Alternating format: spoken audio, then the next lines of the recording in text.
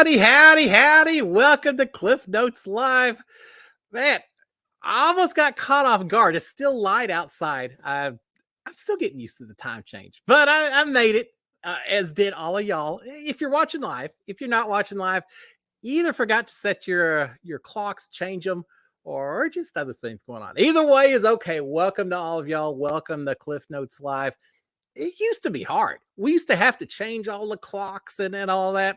Nowadays, your phones do it automatically, right? So other than the microwave and a few things there, I'll have to change it in my car or not. And maybe I'll just go for the next 6 months with the clock wrong in my car. I've done that before. But welcome to all of y'all. Hope y'all are doing fantastic. Let me start off with the big old SKD 143. I love my wife. I love my kids. I love the fans of reality TV. Especially love those of you who come out here and hang with me every Monday night. Thank you, thank you, thank you. And those of you who are watching on replay as well. I'm not forgetting y'all. I'll say it right now, and then we'll move on to some other stuff. If you haven't already gone out and subscribed to my channel, please consider doing so. And you can hit the little thumbs up while you're out there as well. And you can turn on notifications. Beat the rush, because somewhere here down the road, we're going to start doing Big Brother USA with live feeds. Makes all the difference in the world. I don't know what I would do if Big Brother USA cut their live feeds, because that's what I do. Every night I watch that thing and talk about it the next morning. I'd be doing a lot less episodes. I'd probably be sleeping a little bit more, but a lot less episodes if they cut off live feeds here. They're going to do that in the United States. We're going to have a fit if they do that. Up in Canada, they've done it. We'll talk about that in a little bit. I'm not real happy, but yeah, well, what can you do? I'm not the cameraman there sitting there saying, why in the heck am I sitting here filming at 3:30 in the morning? Let me go home, take a nap instead. It's a probably conversation with something like that. All right, before we go into anything, I got a few things here or there. We're getting into the reality TV season, right? But before we start talking about any of that stuff, I just want to go out there and say howdy to everyone. So Marilyn Sutherland, first on board. Welcome, welcome, welcome. Peggy Jeffcoat, how are you doing, Peggy? Michelle Moore. Cindy Heyer, Kiki, hey Kiki, Madison Andres, hey Madison, I don't recognize your name. Welcome aboard. Jake the Horror Movie Geek. Yeah, I was going to mention big horror movie came out this week. Remind me of it if I forget about it. Ma, hey Ma, how are you doing? Saying that Ma's in a Zoom meeting, will be inactive. Yeah, I get it. Business and school come first, right? Brian Hosteller, Brian, how are you, sir? Amanda Lowe. Who else do we have out here? I hope I didn't miss anyone. Zachary Wise. Hey, Zach. How are you doing? The Pokemon Master. Hey, Pokemon. How are you?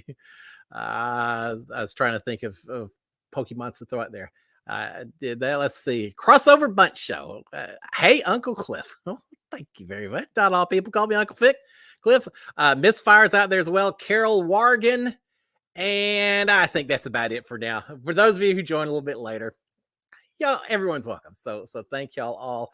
Hope y'all are doing fantastic. Again, if you're out here right now, it's because you remembered to turn the clocks the right direction, all that. I'm ready to be done with it. Just either pick daylight savings time or non-daylight savings time.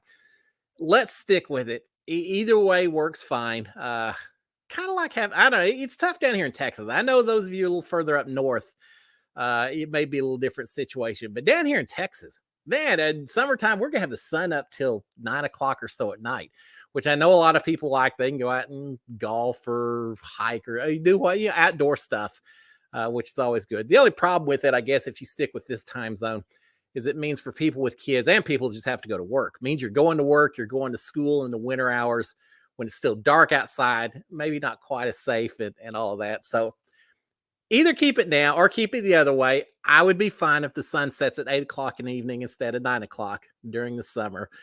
Either way is fine, but it's tough.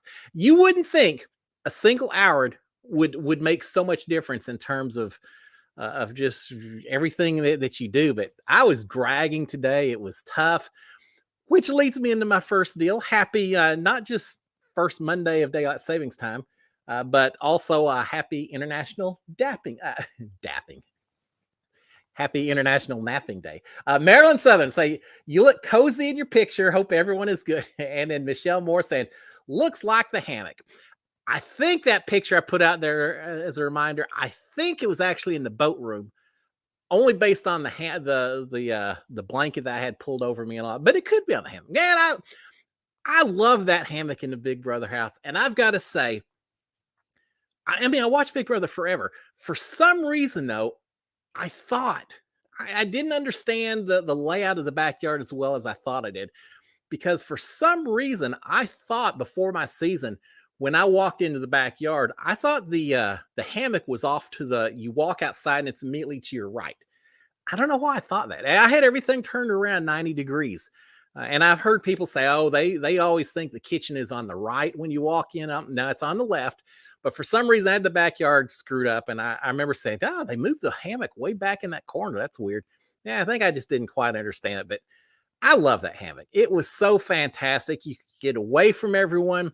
If you laid just right while you're laying there, you could see all the way back up into the house through the plate glass window or door and see people walking back and forth. So you could monitor a lot of stuff where people didn't really expect you to be able to monitor it. And if you're really quiet, you could hear people talking all the way back up in the front corner of the backyard as well. Couldn't always understand what they were saying, but you know, if people are talking away and then all of a sudden they get kind of quiet, even though you don't know what's being said, you know there's plotting, you know there's conspiring going on. Shout out Cat Dunn, lots of conspiring taking place. And so you'd always say, oh, they got quiet. All right, well, at least I know these two or these three people are talking to each other, so they've got to have something going on. So you're always paying attention in there. But yeah, I love the hammock. And being a longtime Big Brother fan, just laying in that hammock was so cool. I mean, it's like I've been the hammock. It was pretty neat. Talking about daylight savings time, I do remember while I was in the house, we realized that the only clock we had in the entire house was the one on the stove. They had a little clock, and they left it for us, so it didn't. It would drive me absolutely crazy if we had absolutely no clue what time it was. That would be difficult. But they gave us that little one, and then we kind of every Thursday when we had the live show, we more or less knew, okay, it's getting to be that time based on them telling us to line up. So that would help us as well. But I know one time I thought, oh, what if I just shifted the clock like 20 minutes or so every single day for the next 4 or 5 days? Everyone's going to be getting up earlier and earlier and earlier and not realizing it. So I thought I was going to do it. And I actually shifted the clock, 30 minutes or so. And I know Sis came out and she was amazed. It can't be 4:30 or whatever. There's no way. And we were laughing about it. But then later I switched it back because I thought, man, I'm going to get confused. I'm going to mess it up. Someone's not going to be ready for the live show. They're going to have to go on the live show without having done their makeup or their clothes or whatever. And they're going to get mad at me when they find out I was behind it. So I switched it back. I thought, it's a prank that may backfire on me. I don't want that to happen. So I tried to change the time, but then I chickened out. That is probably a good thing. But it is funny when you're so dependent, because I guarantee you go in the diary room, they're not going to tell you what time it is. You ask them, and they'll say, go put a sundial up in the backyard, figure it out, because we aren't going to help you at all. So yeah, it's kind of weird when you lose, and it's so boring in there, and you just lose track of time so quick. But yeah, that's part of the psychological torture, I think, of that house. Zachary Y saying, been a fun couple of weeks for Survivor. Oh yeah, becoming a huge Yam Yam fan. Yum yum, right? Something like that. Because he was meant for the show and how much Survivor means to him. I absolutely agree. From the very first moment he was on that beach, you could tell. Don't you know? I don't know if he showed up at probably not a casting call anymore. I think it's all sent in. Someone saw his video and said, yeah, get this guy on the fast plane over here because we want him. They had to see it, right? Yeah, I love Yam Yam. And what's even more amazing, as great as he is, that whole tribe, are they the Tiki tribe? I can't remember for certain. I'm still trying to figure out tribe names, but that whole tribe, Yam Yam and Carson and Carolyn, talking about someone that's made for the show. Carolyn on there, I don't know, she's playing a perfect game. And she is emotional enough. She is the kind of player that would absolutely drive me bonkers if I was on the island. Because I'm an engineer, so I like working with logical people. She's so emotional. She's just over everything every single time, over the top. As a player, it would not irritate me. I wouldn't feel comfortable all the time working with her because of that. But as a viewer watching it, oh my gosh, that tribe is so much fun. And this first two episodes have been just absolutely fantastic. Uh, if you haven't watched the first two, maybe just kind of cover yours. I won't do huge spoilers, but I was kind of surprised. I really didn't think Carson was going to vote the way he voted at the last tribal last tribal council. Turns out seems like he's a little bit of a swing vote, and I thought he wouldn't get someone I thought he was going to be tight with. But here's what I'm thinking. I think Carson. All right, I'm just gonna say it because it's been a week, right? Uh, so cover your ears for the next 15 seconds if you don't know. He voted out Helen, which they worked on the puzzle together. I thought they were so tight. It really kind of surprised me. I thought he was gonna stick with her and be a little tight. I gotta think. I will find him after season and ask him, or maybe there's some interviews. Y'all tell me if he said something one way or the other since it. Probably not. He hadn't, but maybe someone else has. I wonder if he got rid of her because he viewed her as a threat because they had the same skill set. You know, if you consider yourself kind of the puzzle master, but you don't want to sound too cocky by saying, "Hey, I'm the puzzle master." The last thing you probably want is someone else on the same tribe that also is recognized as really smart problem solver kind of person, because then they can kind of bounce you out and they still have someone else as a backup, right? Or they're the primary and you're the backup. So I wonder if he got rid of her because he felt like the two of them were too similar to each other. It's not as though anyone's going to say, "Hey, let's let Carolyn solve the puzzle." Now they're going to now feel like they're dependent maybe on Carson.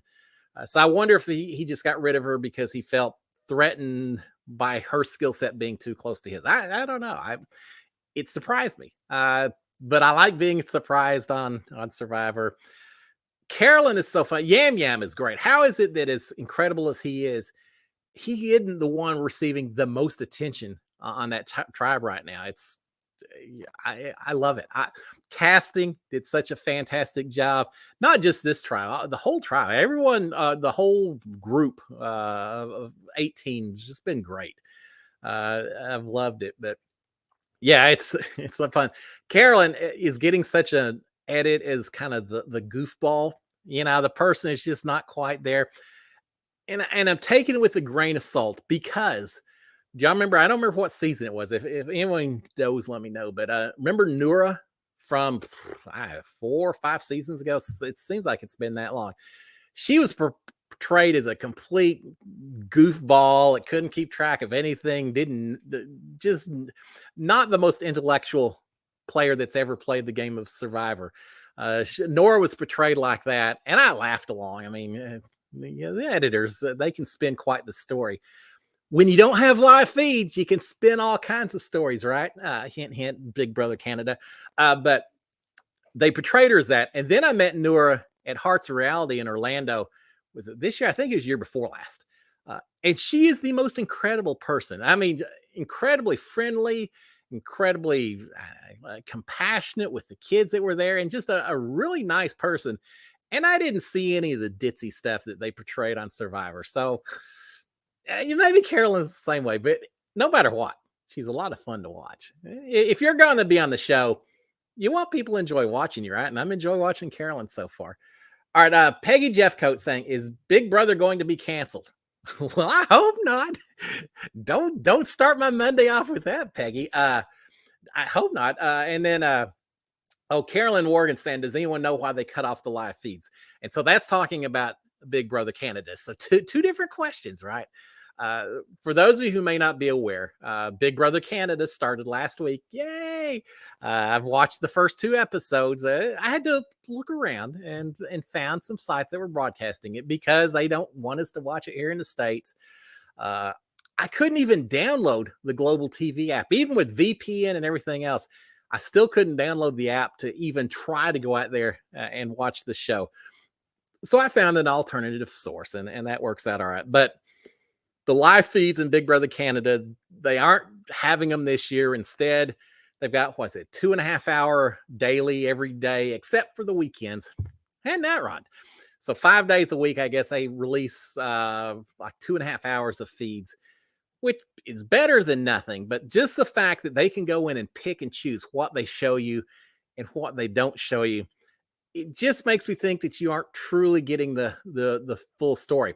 I would rather, if they want to do something like that, if they don't want to have 24-hour feeds, I would rather they just had 2.5 hours. It's just they turn on the cameras and whatever's happening, then you watch. If someone talks, great. If not, not. If they sleep, they say whatever. But 2.5 hours that you can watch instead of them going in and picking 2.5 hours of hand-picked information here or there.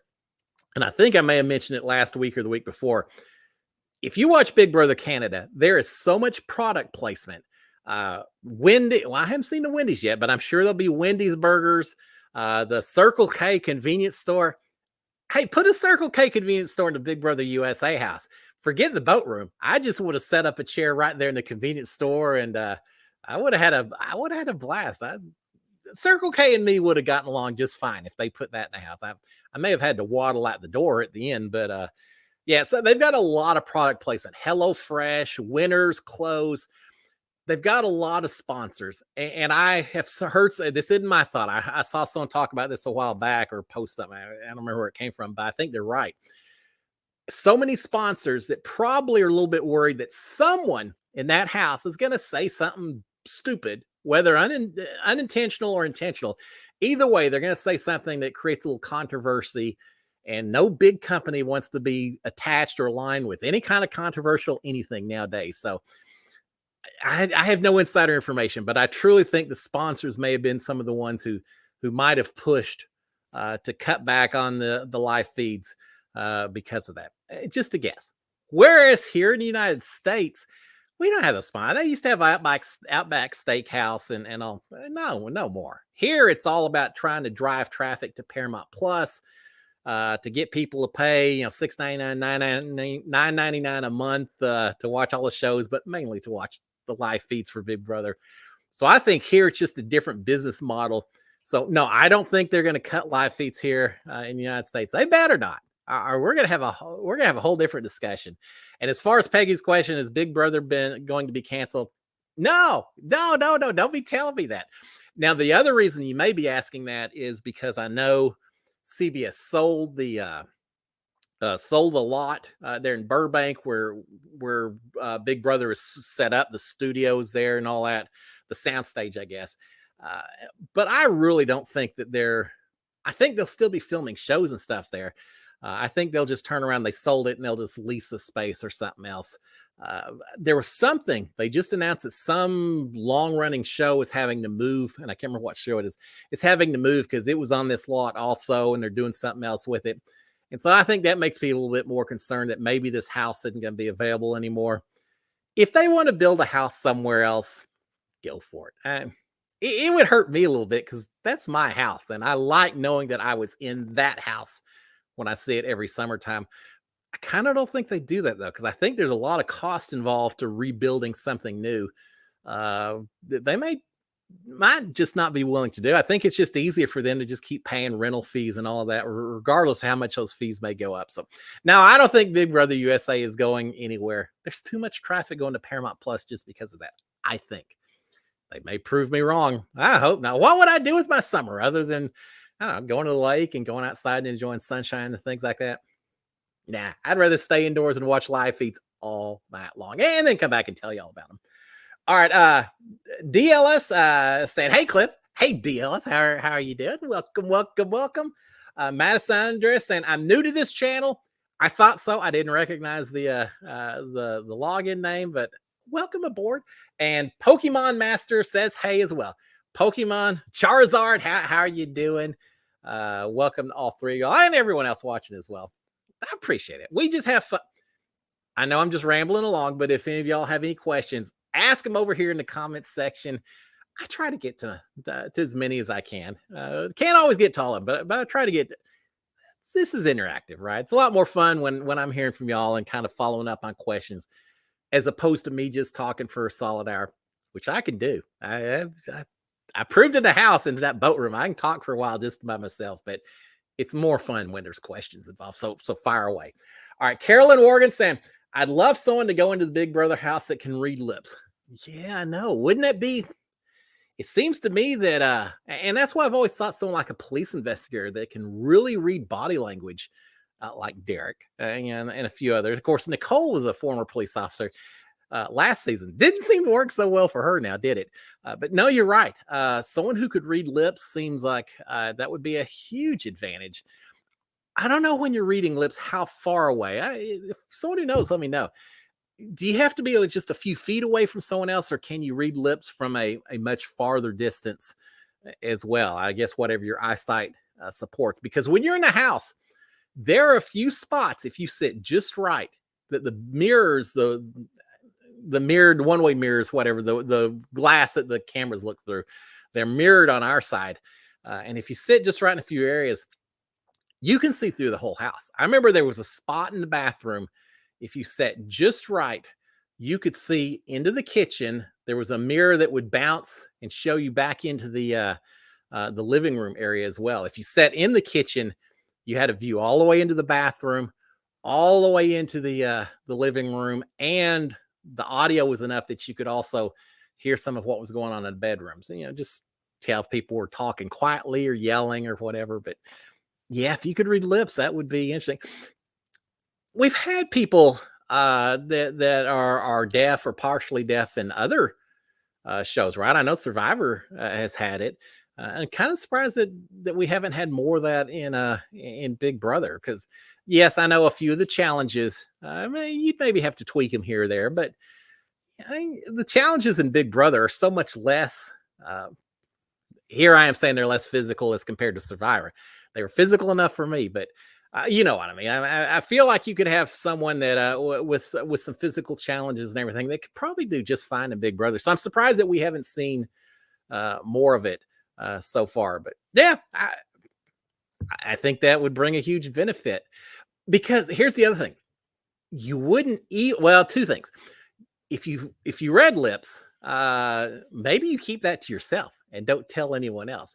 Now, if you go in there and you're partially deaf, hard of hearing, etc., people may assume that you read lips. And if that was the case, even if I didn't, maybe I wouldn't say otherwise. Because if someone thinks that you have that capability, think of all of the chaos you could cause.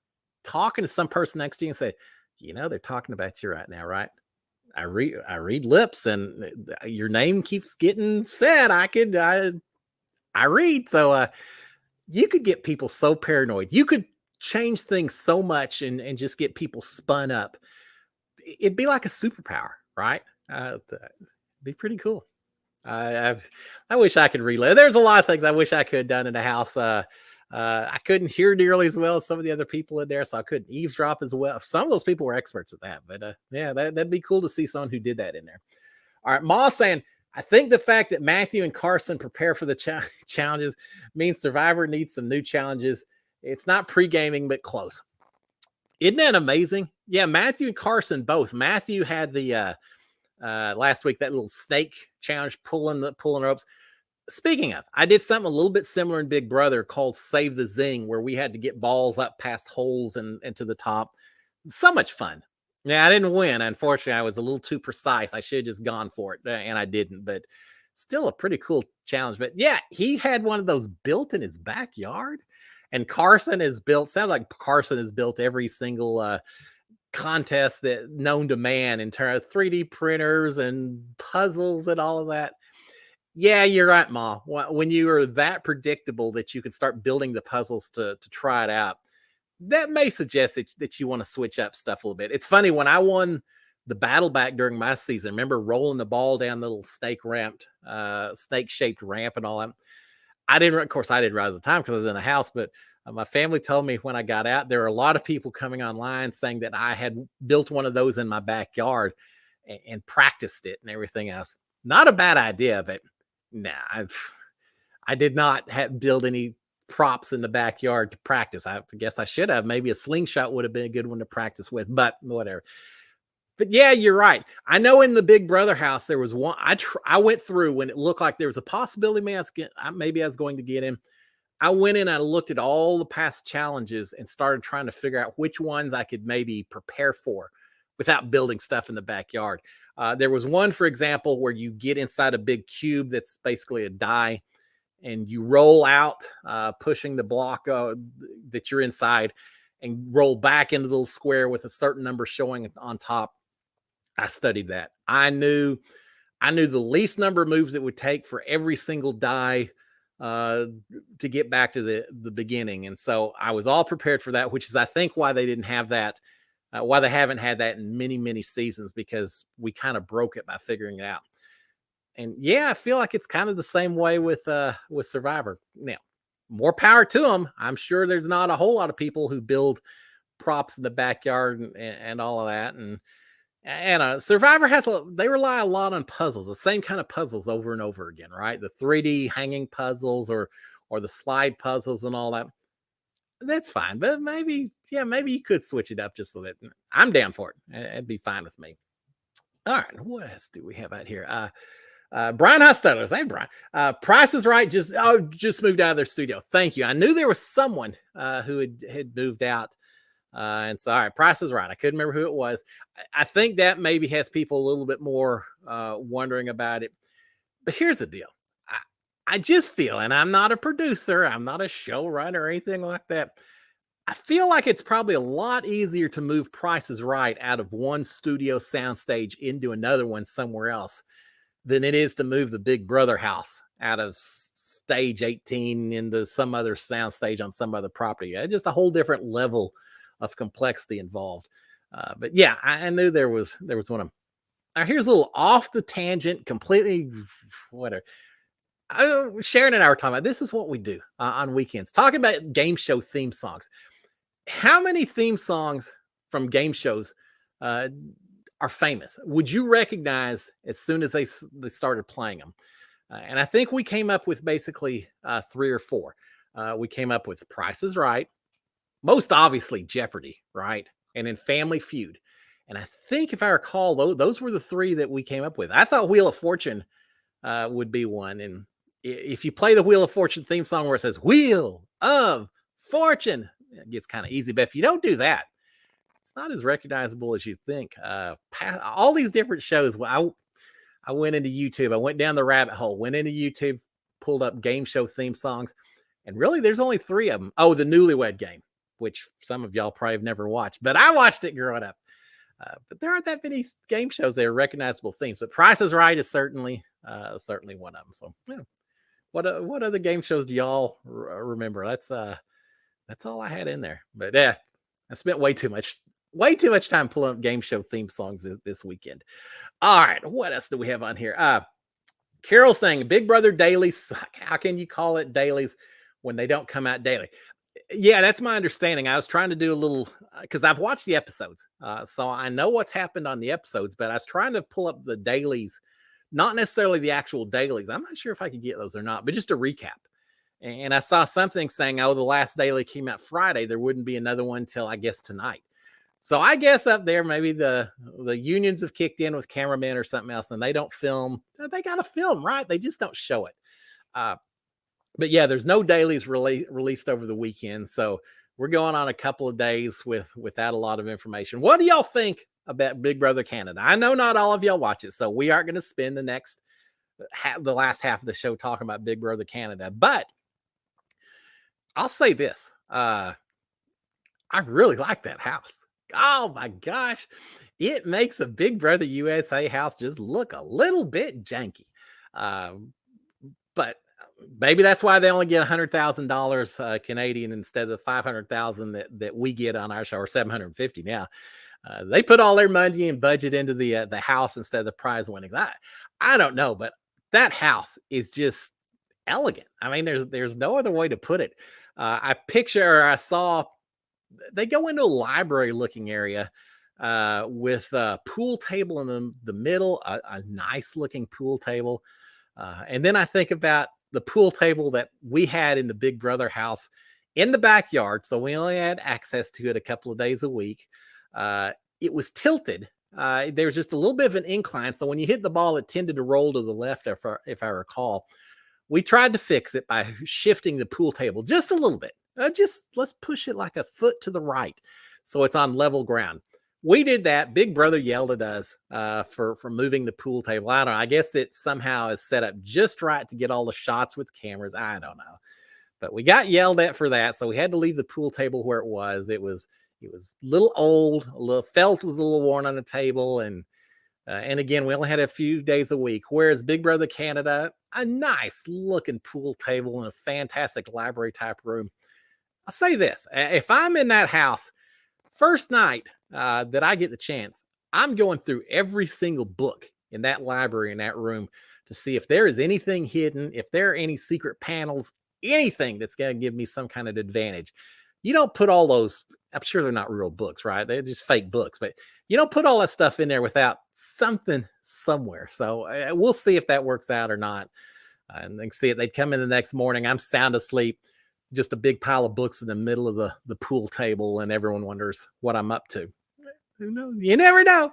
But no, I really, really like the house. Not having live feeds, not so much, but I like the house, and I like the challenges. I like the first couple of challenges they've had. They're pretty complex. There's been a lot of fun stuff to them. So man, I'm pretty good so far on the show itself. I just want the live feeds. All right, Andy W saying daylight savings time is kicking my butt. Tell me about it. It's only an hour, and yet I feel like I'm going through jet lag or something. Is it psychological? Is it just because we know that we missed an hour and it just upset at whoever did it, or is it truly just 1 hour makes a difference? I've seen things saying that there's like a 24% increase in heart attacks and everything for the first couple of days after time changes, the accidents on the road. It just does numbers. So just keep it one way or the other. Can you imagine a time where those of you who are younger, a little younger than me, there could be a time where you're talking to your grandkids somewhere saying, yeah, I remember we used to have to change the clocks twice a year. We had to change it forward or back an hour. And your grandkids looking at you saying, what kind of weird society did you grow up in that y'all tried to change time, right? Time's just a construct. And yet, I know it cost a fortune.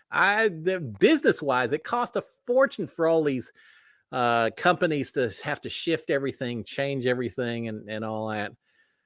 It's incredible. Now I know why they did. They say it was the cost savings measure, and especially during the wars, in World War II, and all that. You know, you had more daylight. This day and age, it's a 24/7 lifestyle. We're all sitting inside with all the lights on, watching TV anyway, right? So except for the golfers, it's not that big a deal. Just keep it one way or the other. You're gonna get me on a soapbox if I go on too much with this. Marion question saying, are you friends with another season outside of your season? Yeah, actually, yeah.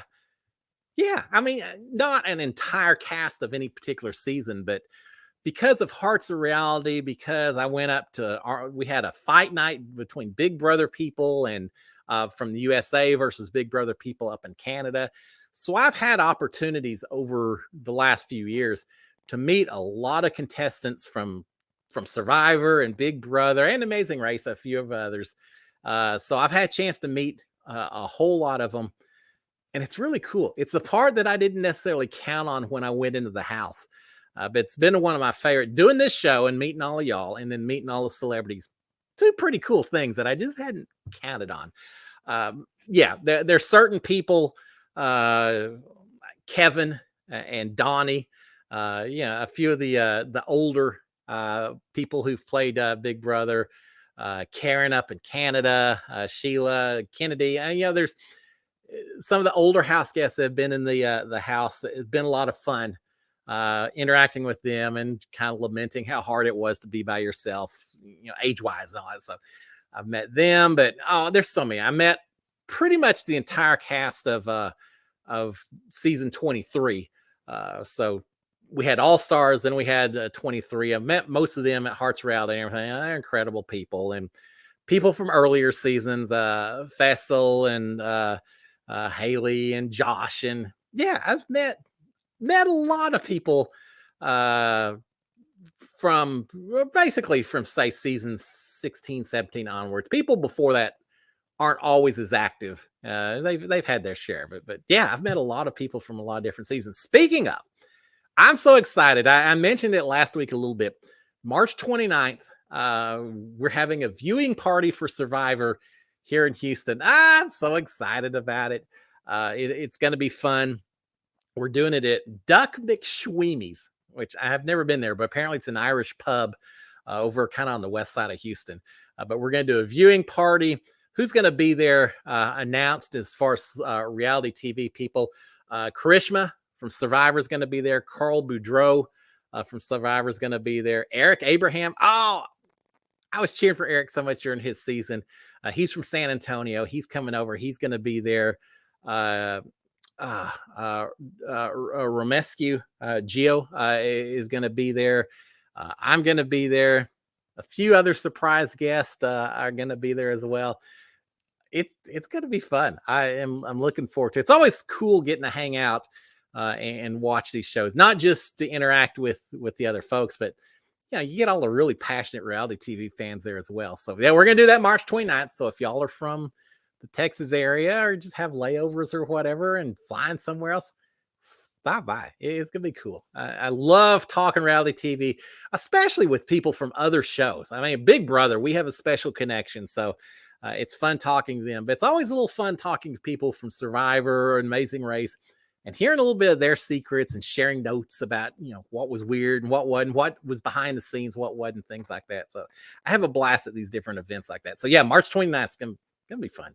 All right. Marilyn's saying, have you ever met Jeff or Jordan? I've met Jeff. I have not met Jordan. I'd love to. She was one of my favorites when I watched her on the show. Of all animals you could be, what would you be? And Jordan said, I'd be a squirrel. Okay. I really enjoyed watching her on the show. Jeff Schroeder, I've met. He did my interview in a diary room before we actually went in the house. The cast introduction and all of that. And we went through all kinds of press interviews that day. And just from one spot to another, they put us in a little golf cart. We had to have a big old blindfold thing so we couldn't see other people. We couldn't necessarily see where we were going. And they take us from one spot to another to another. I think it was my second to last interview of the day. We pull up in front of a building. I know where on the CBS lot the Big Brother house is located. And we pull up right next to it. And I said, this is it. I'm getting ready to do an interview inside the diary room. Now, I wasn't sure at the time, was it going to be Ross from Celebrity Big Brother? Because he did it for a little while. And then Jeff Schroeder had done it as well. So I wasn't sure who I was going to talk to, but I knew I was getting ready to go in the diary room. So my smile already was just through the roof. Sure enough, they kind of guide me back there. They take me into the diary room, and there's Jeff. And we say hi for just a second and everything, and then they say, "All right, action." And he starts talking, and we hit it out. He's really nice. I had a blast talking to Jeff, and I hope he enjoyed. I told him, because come down to Houston, we'll share a beer. He tried on my cowboy hat and all that. They're a really nice guy. Yeah, it's kind of funny. There's two people. Well, a few people have worn my cowboy hat, but two people have worn my cowboy hat. This one right here. One of them is Jeff Schroeder, who wore it while I was in the diary room when he was doing my preseason interview with me. The other person who's worn my cowboy hat is Johnny Bananas. He was at Hearts of Reality last December, and so he actually took my cowboy hat. He put it on, was taking it off his head, putting it on mine, and I was doing this. I don't remember, something like that. But yeah, so three famous people have worn this cowboy hat. But yeah, Jeff was nice. He does Daily Blast Live, a TV show, kind of like a Entertainment Tonight type thing. We watch it all the time. So I like Jeff. Yeah, he played so while he's in the house, but he's really succeeded since then, right? He does all kinds of media, everything. So props to him. He's certainly made a career out of his exposure from Big Brother. A few people have. He's done pretty well. All right, Moss saying, do you watch The Last of Us? Yeah. Oh, absolutely, Ma. I loved it. Season finale last night, and I'm not gonna talk any spoilers because I know not everyone watches it at the same time, and it was too fresh. I used to love The Walking Dead. I'm big into zombies and Dawn of the Dead and all that. I love The Walking Dead. And then it just kind of jumped the shark, and it got to the point where I didn't even care if anyone on that show lived or died. Complete emotional detachment. I watched to the very, very end just because it's like, well, I've put in 40 seasons, it seems like. Put in all these seasons watching it. So, yeah, I'll watch it to the end just because. But I didn't care. I was glad it was over. The Walking Dead lost me for the past few seasons. The Last of Us recaptured that magic from The Walking Dead. I watch the show. Joel and Ellie, I'm emotionally invested in them. I care what happens to them. I'm excited for another episode. I dread watching it because I know now it's done until season 2 comes along. Maybe my favorite show on TV right now. I loved it. I'm real torn because I know it's based on a video game, which I've not played. And there's a part of me that would really like to go play that video game. But there's also a part of me that doesn't want to play the game and get spoiled everything that's going to happen on the TV show. Normally, I always read the book first before I watch a movie if it's based on a book. I always read the book first. In this case, the show is based on a video game. Logically, you would think play the video game and all of that. But I don't know that I am. I think I'm just going to watch it and try to avoid spoilers and stay fresh. Yeah, Ma, I love it. That's one of the best shows on TV. The actors, the girl who plays Ellie, the guy Pedro Pascal who plays Joel, brilliant. I think they do a fantastic job. I have no complaints about that show. And here's the thing. Yeah, there's these evil things, these fungus people, mushroom people that are running around and potentially attacking you and all that. But that's not really the focus. They're kind of the side piece to it. It's all about the relationships. And I like that. Now, The Walking Dead was a little different. There, I really would not have liked it as much if you didn't have the zombies a little bit. But the zombies were a character of their own. That's not necessarily the same with Last of Us. But I kind of like it better. I mean, I'm not saying anything bad about the first season or 2 of Walking Dead, but yeah, I'm fully invested in The Last of Us. My favorite. So glad I started watching it from the beginning. Yeah, it's fantastic. If you haven't watched it, go track it down. It's fantastic.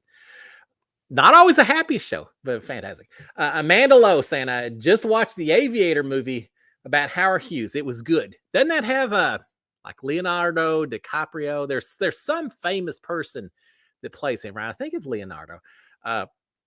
Yeah, I don't know if I've seen it. I should. I mean, Howard Hughes was quite the character, right? Give me $1 billion, maybe I'll be as eccentric as he is. But yeah, he was something else. He was such an innovator early, and then he turned into an eccentric, a hermit and everything.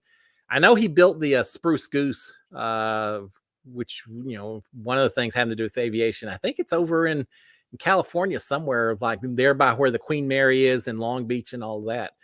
I was gonna go try to see it when I was over there one time, just ran out of time. But yeah, I thank you for that reminder. I've always seen that show. It's one of my cultural black holes, I guess. I've never actually seen it, but yeah, his life story would probably be pretty interesting. I remember when I was very much younger, after he died, there were at least 2 or 3 people claiming that they had Howard Hughes's will, and there's all kinds of legal arguing back and forth about whether it was legit or not legit.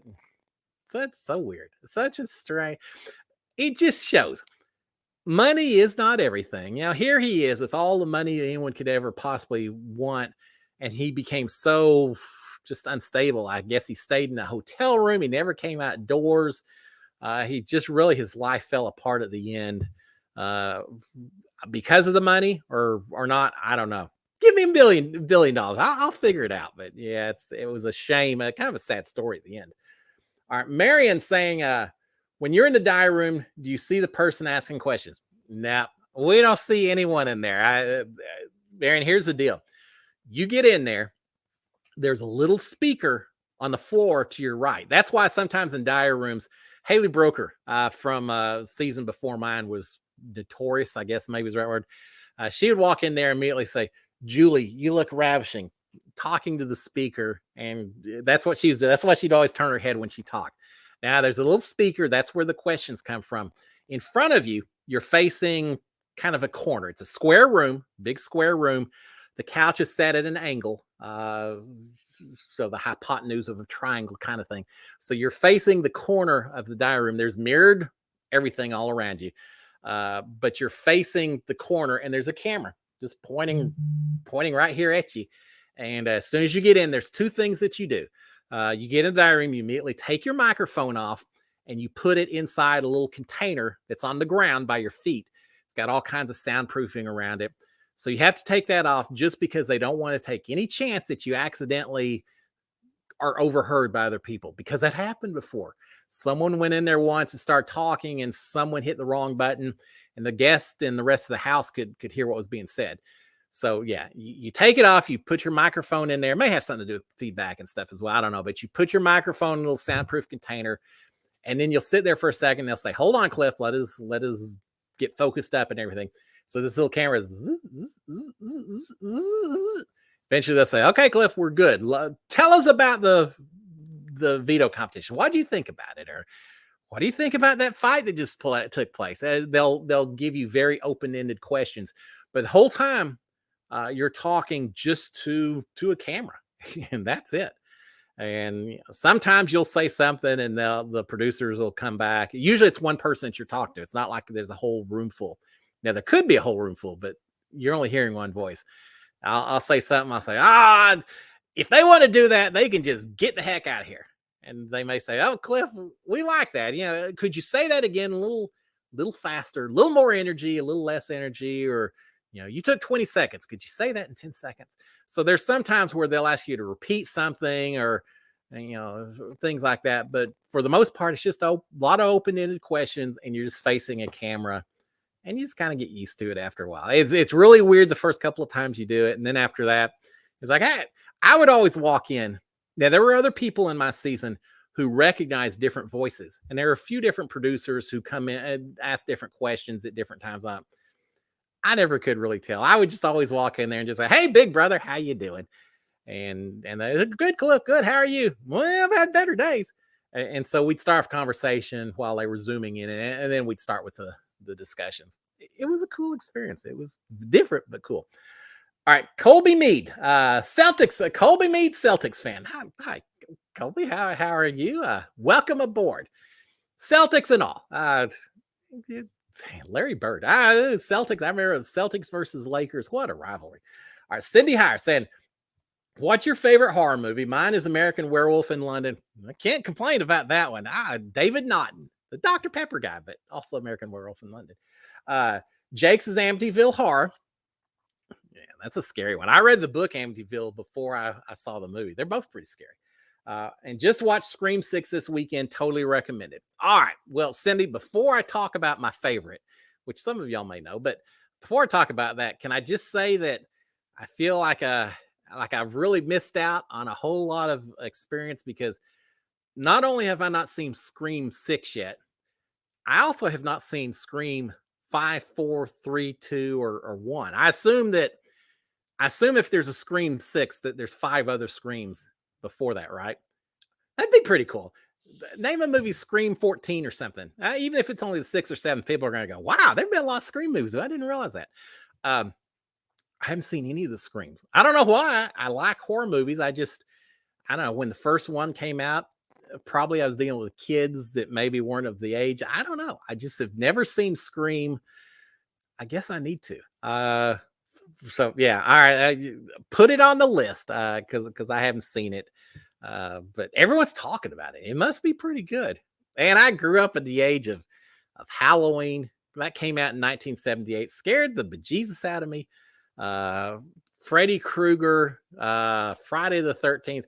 I was never as huge a fan of Friday the 13th because I felt like after the first movie, it just became, how else can we kill people? What kind of gruesome ways can we come up with? It was a little light on plot and a little more strong in special effects and all that.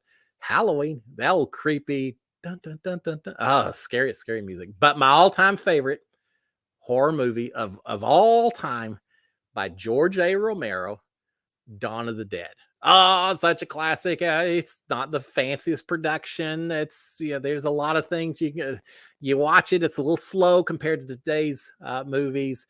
Production's not the most expensive. They were on a budget and all that. but just the one that makes my mind spin. Think about what would I do if zombies took over. The whole idea of them holding up in a shopping mall, everything about it is fantastic. The other one, the old standby, Psycho by Alfred Hitchcock, just because, and it's barely a horror movie, right? Compared to the stuff you get nowadays, it's just one guy that's a little goofy that kills maybe a couple of people, but not too many. And yet, there's just something about that. Maybe it's just because I watched it when I was, I don't know, 9 or 10 years old, and one of the first scary movies that my parents let me watch. But it did a number on me. I'm amazed I ever took a shower after that. I may have been a bath boy after watching Psycho. But yeah, there's a lot of them out there. I'm not a big fan of the horror movies that are all about torture porn and all of that. I don't like that stuff. I like the suspenseful type of movies. Invasion of the Body Snatchers is another one that comes to mind. So there's a lot of them out there. Wow, 7:55 goes so fast. All right, Michelle Moore saying, "Are you watching the new Impractical Jokers?" Well, yeah, of course I am. I love me some Impractical Jokers. I don't know how those guys still film up in New York City. We only see the people who don't recognize them. I would think there's got to be a lot of people nowadays who, no matter where they go, recognize them and probably absolutely screw up the bits because they're sitting there laughing or whatever. I don't know, which is probably why it seems like they do more internal stuff in offices and everything as opposed to outdoor and parks. I love Impractical Jokers. I'd love to do something like that. I would love to just have a situation where I'm just daring other people to go do stupid stuff and see if they're willing to do it. I'm amazed these guys don't get punched in the face more often because they're required to say some pretty, I guess there's no what offensive stuff. Which, is it okay to do it if it's for the sake of humor, or is it still maybe not the best thing? Or I don't know. I'm probably mixed with it. That's probably one of those guilty pleasures. I probably shouldn't say I like it as much as I do, because you probably do have some people say, "Yeah, I know you did as a joke, but you still hurt my feelings saying some of this." So sensitivity and all that. Maybe it's not the most appropriate. But having said that, I laugh a lot when I watch Impractical Jokers. I don't like it as much. Well, we lost one of the who did we lose? Not Sal, not Q, Joe. We lost Joe Gatto, who's no longer on the show. It's not as good, but yeah, we still watch it. For a while there, was on True TV. It seems like True TV just really, they ought to change the name to Impractical Jokers, 24 hours a day, 7 days a week, because it's always on. And it amazes me every once in a while. I'll still find an episode that I haven't seen before. Doesn't matter. The ones I've seen before, I still watch and I still laugh all over again. God, there's scenes. There's one where they make Q, I think, in a bingo hall, keep yelling bingo when he doesn't actually have a bingo. And these senior citizens and the people standing around here, yeah, I thought someone was going to hit him over the head with a purse or spray him with mace, whatever they had available. People take their bingo seriously. They were not happy to have him calling out bingo when he did not have a bingo. It probably threatened his life more so there than any other prank that they've done on that show. That's great. I love it. All right. K-Ty saying, KT. Is that saying, late but here. Well, welcome. And anything you miss, you can always watch on replay. So no worries whatsoever.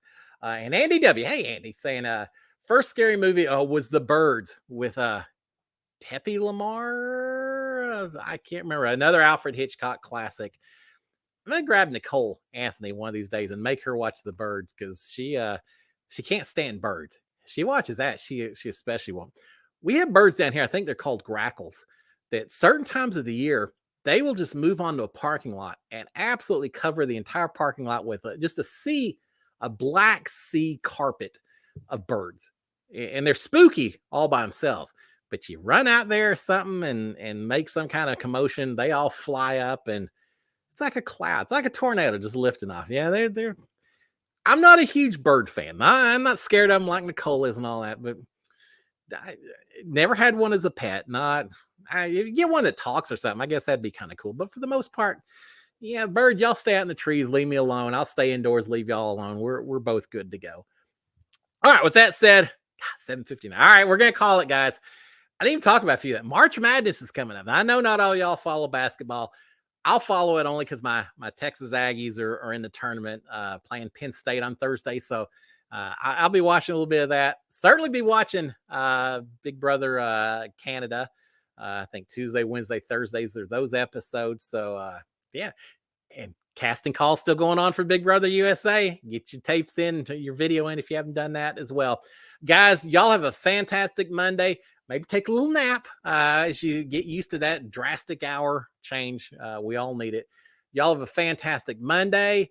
I will be here. I'll watch Survivor on Wednesday.